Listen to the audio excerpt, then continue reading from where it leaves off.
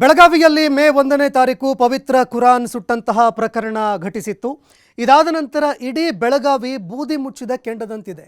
ಈ ಪ್ರಕರಣಕ್ಕೆ ಸಂಬಂಧಪಟ್ಟಂತೆ ಈಗ ಸಿಐಡಿಗೆ ಪ್ರಕರಣ ವರ್ಗಾವಣೆ ಮಾಡಿದೆ ರಾಜ್ಯ ಸರ್ಕಾರ.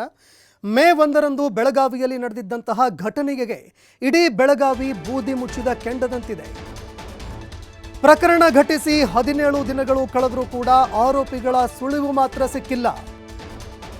ಬೆಳಗಾವಿಯಲ್ಲಿ ಬೂದಿ ಮುಚ್ಚಿದ ಕೆಂಡದಂತಹ ಸ್ಥಿತಿ ನಿರ್ಮಾಣ ಆಗಿದೆ. ಹೀಗಾಗಿ ಈ ಪ್ರಕರಣವನ್ನು ರಾಜ್ಯ ಸರ್ಕಾರ ಗಂಭೀರವಾಗಿ ಪರಿಗಣಿಸಿದೆ. ಕೋಮು ಸಾಮರಸ್ಯ ಕದಡುವಂತಹ ಪ್ರಕರಣಕ್ಕೆ ರಾಜ್ಯ ಸರ್ಕಾರ ಈಗ ಗಂಭೀರವಾಗಿ ಪರಿಗಣಿಸಿ ಸಿಐಡಿಗೆ ವರ್ಗಾವಣೆ ಮಾಡಿದೆ. ಪ್ರಕರಣಕ್ಕೆ ಸಂಬಂಧಪಟ್ಟಂತೆ ಬೆಳಗಾವಿ ಗ್ರಾಮೀಣ ಸಿಪಿಐ ಅಮಾನತು ಮಾಡಲಾಗಿದೆ. ಈದ್ಗಾ ಗೋಪುರ ಧ್ವಂಸ ಪ್ರಕರಣ ಹಿನ್ನೆಲೆಯಲ್ಲಿ ಅಮಾನತು ಮಾಡಲಾಗಿದೆ. ಸಿಪಿಐ ಒಬ್ಬರನ್ನು ಈಗ ಅಮಾನತು ಕೂಡ ಮಾಡಲಾಗಿರುವಂಥದ್ದು.